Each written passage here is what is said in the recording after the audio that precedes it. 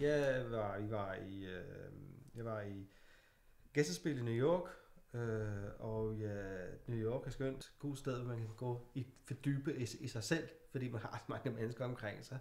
Så jeg gik ind og købte mig nogle bøger, og jeg satte mig på café med alle andre mennesker i New York, ikke? Og kiggede lidt ud af vinduet og se alle de her folk og læste den her bøger. Og så gik det sådan et stykke tid, så har jeg læst samling af hans bøger, og han åbnede igen en ny verden for mig. Det var enormt spændende. Det er noget, man gør med hjernens opfattelse af det, vi opfatter omkring sig, og når hjernen er skadet, hvordan vi så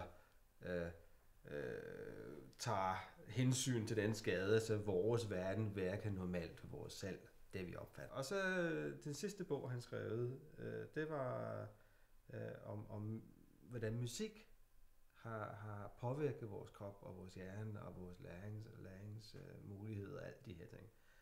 Det har meget indirekte skabt en interesse for mig omkring eller en grundlag til at starte en ny ballet.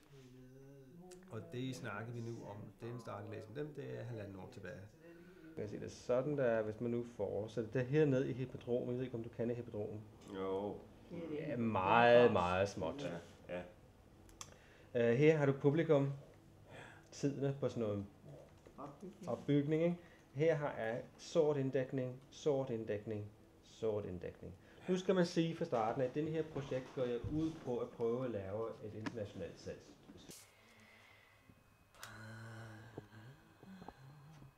Men der er ikke med hensyn til musikken nu, hopper jeg baglæs, der er ikke fundet, hvad for noget I bruger af Bach, nej. Men det er det budskab, vi arbejder på sammen med video.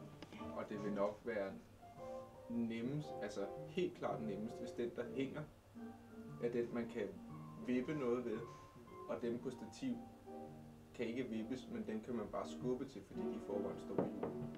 Forstår du, hvad jeg mener? Sådan så den på stativ ikke også skal